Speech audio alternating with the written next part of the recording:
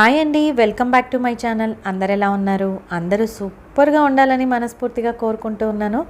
ఇవాళ అయితే మార్నింగే ఇలాగా వేడి నీళ్ళు తీసుకుంటూ ఉన్నానండి. ఇప్పుడైతే సీజన్ చేంజ్ అవుతూ ఉంది కదా, ఈ సీజన్లో ముఖ్యంగా పిల్లలకైతే మనము ఇలాగ గోరువెచ్చని నీళ్ళు ఇవ్వడం వల్ల తొందరగా మనకి థ్రోట్ ఇన్ఫెక్షన్స్ కానీ, జలుబు కానీ, దగ్గు కానీ, అనీజీనెస్ అనేది ఉండదండి. మనకి బాగుంటుందన్నమాట. ఒకసారి ఇలా ట్రై చేయండి మీరు. పిల్లలకి ఒక 2 to 3 months ఇలా గోరువెచ్చని నీళ్ళే ఇవ్వండి. తొందరగా మెయిన్ జలుబే పిల్లలకి ఒకరి నుంచి ఒకరికి స్కూల్లో నుంచి వస్తూ ఉంటుంది కదా, అలా రాకుండా కొంతవరకు అయితే మనం తగ్గించుకోవచ్చు. ఆ తర్వాత నేను ఇప్పుడు వీడియోలో చూపిస్తూ ఉన్నాను కదా, సౌరవ్ బోత్రా గారు, ఆయన యోగా ట్రైనర్ అండి. ఫ్రీ క్లాసెస్ అనమాట. 21 days ఫ్రీగా మనకి యోగా నేర్పిస్తారు.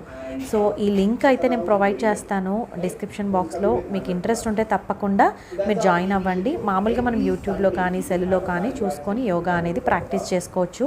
నేను ఆల్రెడీ ప్రీవియస్ తను పెట్టిన ఇలాగా ఫ్రీ కోచింగ్ క్లాసెస్లోనే జాయిన్ అయ్యాను, యోగా నేర్చుకున్నానండి. 21 days మనకి మోర్ దాన్ ఇన్నఫ్. అసలు అన్ని యోగా ఎక్సర్సైజెస్ అనేవి నేర్పిస్తారు.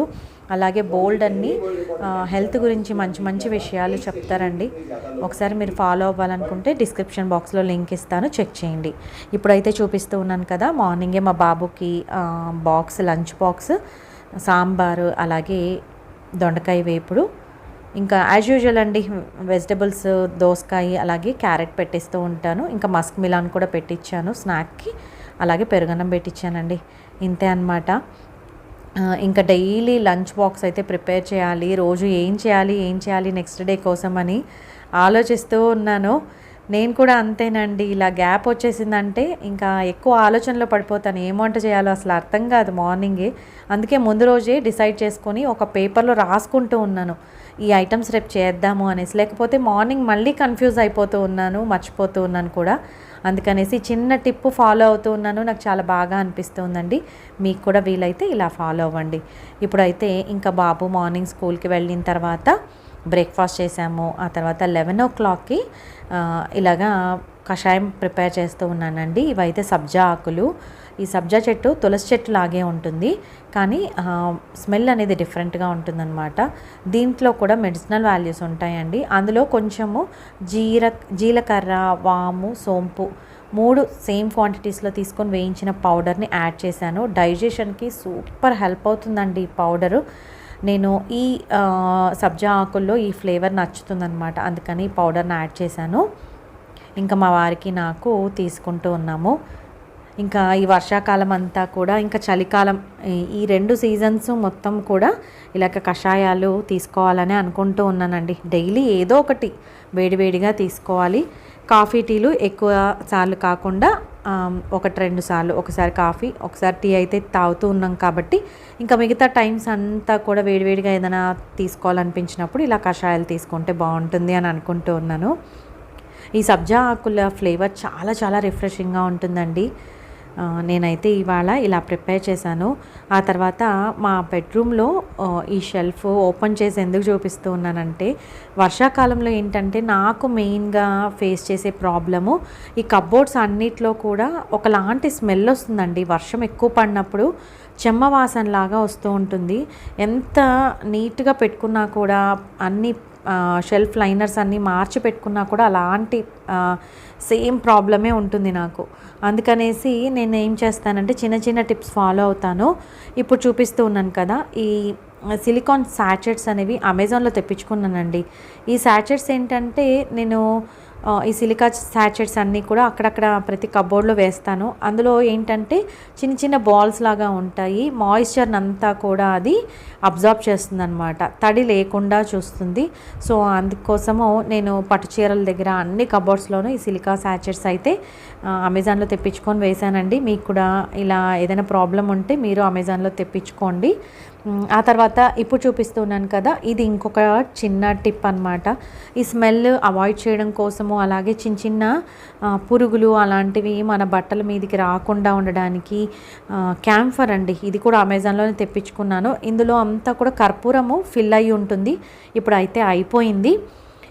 ఇలా ఫిల్ అయ్యి ఉన్న దాన్ని ఇలా హ్యాంగ్ చేసి పెట్టేస్తానన్నమాట.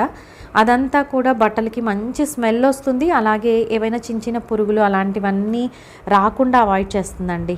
అదొక టిప్ ఫాలో అవుతూ ఉన్నాను ప్రస్తుతానికి. ఈ 2 టిప్స్ నాకు బాగా పనిచేస్తూ ఉన్నాయి. ఇంకా క్యాంఫర్ మీరు ఆన్లైన్లో తెప్పించుకోకపోయినా పర్లేదు, ఒక చిన్న కర్చీఫ్లో కానీ మామూలుగా కర్పూరం తీసుకొని అందులో పెట్టేసి చిన్న మూటలాగా కట్టి పెట్టుకున్నా కూడా మనకి ఉపయోగం ఉంటుంది. ఇప్పుడైతే నేను చూపిస్తూ ఉన్నాను కదా తిరుమల స్వామి క్యాలెండర్ అనమాట. అక్కడి నుంచే తెప్పించుకుంటాం ఎవ్రీ ఇయర్ కూడా.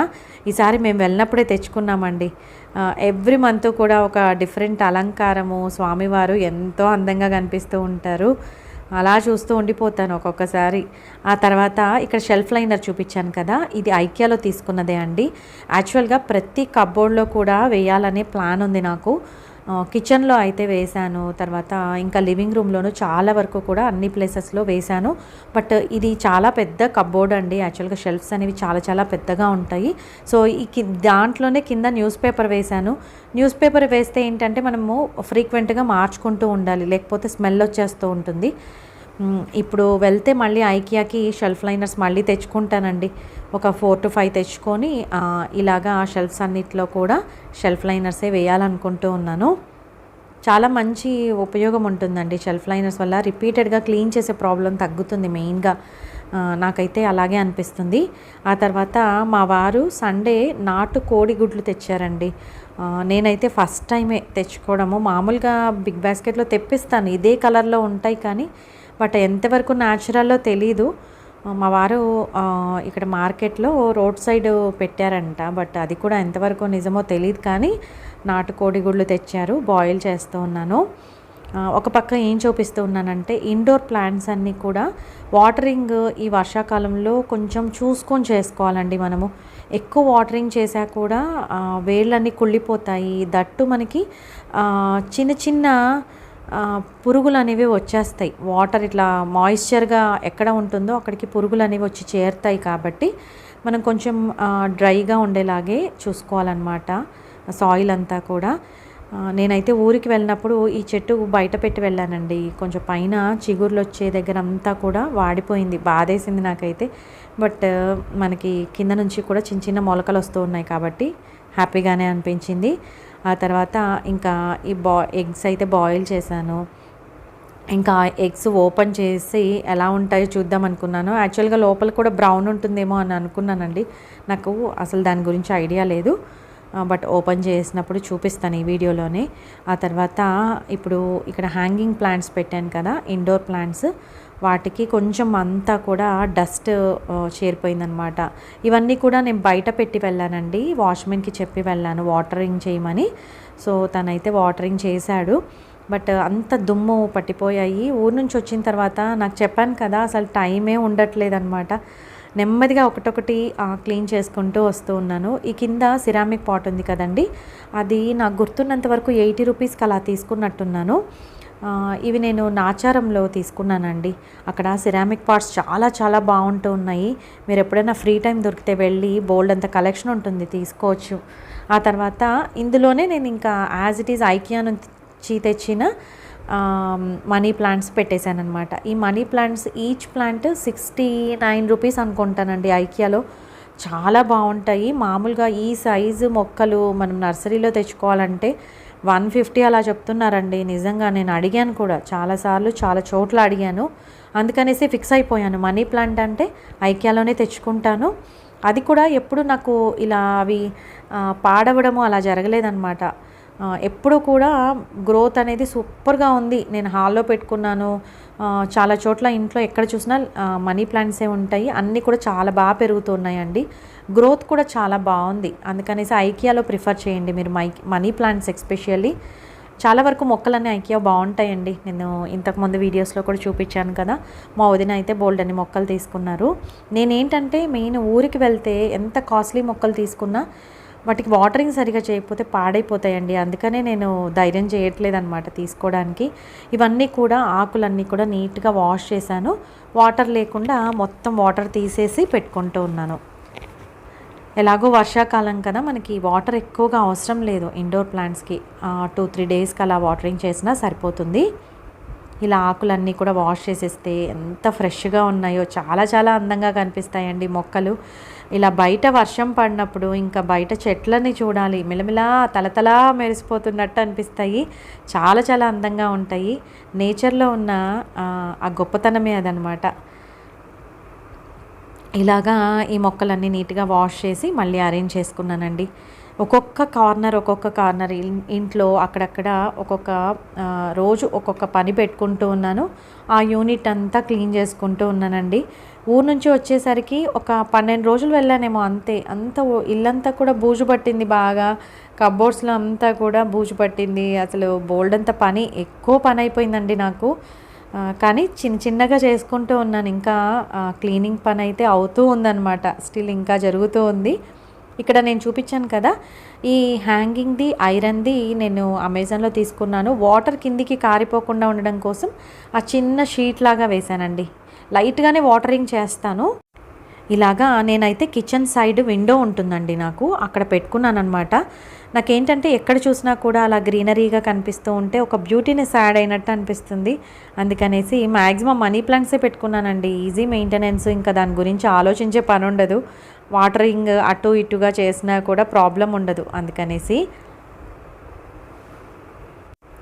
ఇలాగా నాకైతే కిచెన్ వైపు బయటకు చూసినప్పుడు పెద్ద పెద్ద చెట్లు కనపడతాయి. అందులో వర్షం పడినప్పుడైతే ఇంకా అందంగా కనిపిస్తాయండి. ఎప్పుడైనా వంట చేస్తూ ఉన్నప్పుడు అటువైపు చూస్తూ అలాగే ఉండిపోతానన్నమాట. ఇప్పుడైతే ఇంకా నాటుకోడి గుడ్లు అని చెప్పాను కదా, ఇవి 15 మినిట్స్ వాటర్లో పెట్టి బాయిల్ చేశానండి. ఆ తర్వాత చల్లనీళ్ళలో మార్చేసి ఇలా పైన పొట్టు తీసామంటే చాలా ఫాస్ట్గా వచ్చేస్తుంది. నాకైతే టేస్ట్లో ఏ డిఫరెన్స్ అనిపించలేదు. నార్మల్ ఎగ్ ఎలా ఉంటుందో టేస్ట్ అలాగే ఉన్నింది. నాకు నిజంగా తెలియట్లేదు ఇది మరి నాటుకోడి గుడ్డ లేదా అనేది నాకు అర్థం అవ్వలేదండి. ఆ తర్వాత ఇంకా మధ్యాహ్నం లంచ్ కోసం అయితే ఇవాళ చపాతీ చేశానన్నమాట.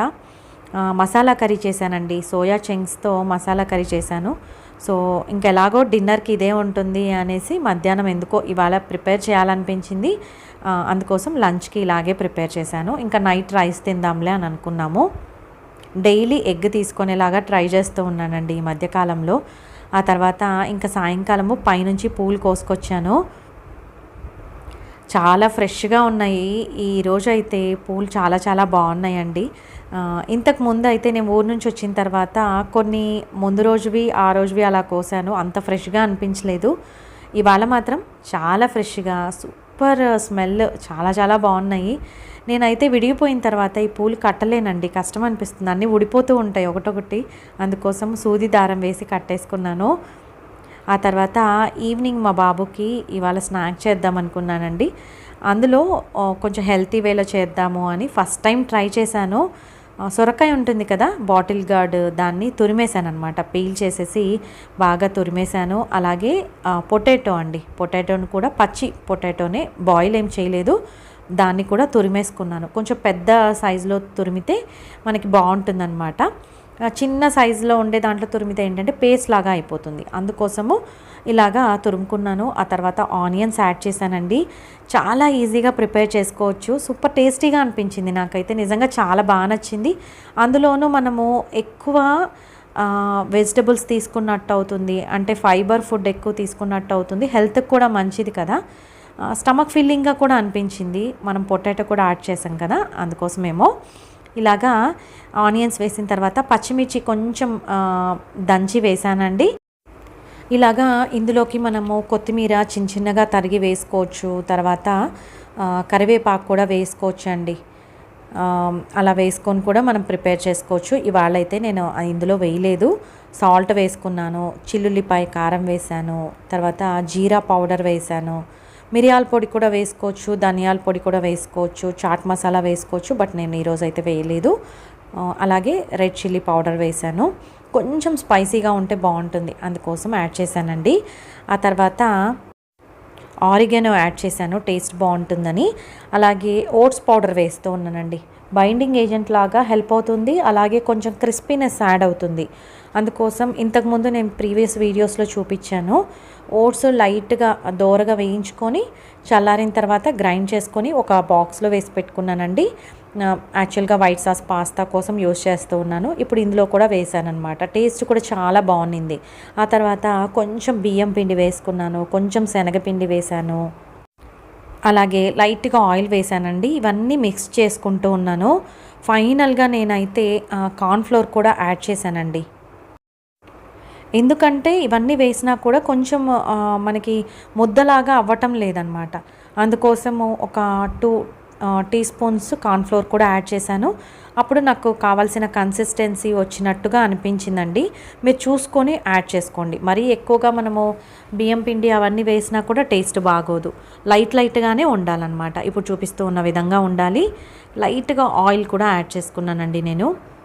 ఇలాగా మనము ఇదంతా కూడా ప్రిపేర్ చేసుకున్న తర్వాత జస్ట్ ప్యాన్ లైట్గా వేడెక్కిన తర్వాత లైట్గా ఆయిల్ వేసుకున్నానండి. ఇది కూడా నేను షాలో ఫ్రై లాగా కూడా కాదు, లైట్గా ఒక టీ స్పూన్ అనుకోండి, టీ స్పూన్ ఆయిల్ వేసాను. అందులో ఇలాగా చిన్నగా బాల్స్ చేసుకొని డైరెక్ట్గా ప్యాన్ మీద ప్రెస్ చేస్తే సరిపోతుందండి. ఎందుకంటే ఇవి మళ్ళీ మనం హ్యాండ్లో ప్రెస్ చేసుకోవడము, ఏదైనా కవర్ మీద ప్రెస్ చేసి మళ్ళీ వేయాలన్నా తొందరగా విరిగిపోతాయి. అందుకోసం నేనైతే డైరెక్ట్గా ఇలా పెట్టేసి ప్రెస్ చేసేసాను అనమాట. చాలా టేస్టీగా వచ్చాయండి. అస్సలు ఇంకా ఇలా రోస్ట్ చేసిన తర్వాత విరగలేదనమాట. కట్లెట్స్ లాగా ప్రిపేర్ అయిపోయాయి. చాలా టేస్టీగా ఉన్నాయండి. ఒకసారి తప్పకుండా మీరైతే ట్రై చేయండి. చాలా సింపుల్గా ప్రిపేర్ చేయొచ్చు. రోజు ఏం స్నాక్ చేయాలి అని ఆలోచించే దాంట్లో ఒకరోజు ఇలా ప్రిపేర్ చేశానండి. నిజంగా చాలా మంచి స్నాక్ అని అనిపించింది. మళ్ళీ నెక్స్ట్ టైం కూడా ఈజీగా ప్రిపేర్ చేసుకోవచ్చు అని అనిపించింది. ఇలాగా ఈజీగా వచ్చేస్తాయి అన్నమాట, మనకేం స్టిక్ అవ్వవు. నాదైతే నాన్ స్టిక్ ప్యాన్ కూడా కాదండి. బట్ ఏంటంటే మనకు ఒక చిన్న టిప్పు, ఎప్పుడైనా సరే ఏ ప్యాన్లో అయినా కడాయిలో అయినా కుక్ చేసేటప్పుడు ఫస్ట్ బాగా వేడెక్కనివ్వాలి. ఆ తర్వాత మనం చేసామంటే ఏదైనా కూడా నాన్ స్టిక్ లాగే వర్క్ చేస్తుంది. ఆ తర్వాత ఇంకా సర్వింగ్ ప్లేట్లో తీసుకోవడమే అండి. అటు ఇటు రోస్ట్ చేసుకోవాలి. కాస్త మీడియం ఫ్లేమ్లో పెట్టుకొని రోస్ట్ చేసుకుంటే లోపలి వరకు కూడా మనకి కుక్ అవుతుందన్నమాట. ఎందుకంటే మనం ఏది కూడా బాయిల్ చేయలేదు కదా, అందుకోసం కాస్త టైం పడుతుంది. ఇది మనము పిల్లలకి డైరెక్ట్గా ఇలా అయినా ఇవ్వచ్చు, లేదంటే కెచప్ వేసి ఇవ్వచ్చు, మైనీస్ లేకపోతే అలా ఏదైనా కూడా దేంతో అయినా తీసుకోవచ్చు. చాలా నచ్చిందండి. యాక్చువల్గా మనం డిన్నర్ లాగా కూడా తీసుకోవచ్చు అని అనిపించింది. కొంచెం పెద్ద సైజు చపాతీ సైజులో, అంటే చపాతీ కంటే కొంచెం తక్కువ సైజులో, పుల్కా సైజులో చేసుకొని ఒక 2 తీసుకున్నాం అనుకోండి, స్టమక్ ఫిల్లింగ్గా ఉంటుంది. మెయిన్గా డైట్ చేసే వాళ్ళకి చాలా బాగా హెల్ప్ అవుతుందండి. ఒకసారి తప్పకుండా ట్రై చేయండి. ఇవాళ అయితే యాక్చువల్గా ఇంతకుముందు వర్షం పడినప్పుడు వీడియో తీశానండి. వర్షం సౌండ్ అయితే ఎంత బాగుందో, అందుకని మీకు కూడా ఈ వీడియోలో చూపిస్తూ ఉన్నాను. మీరు కూడా ఎంజాయ్ చేయండి.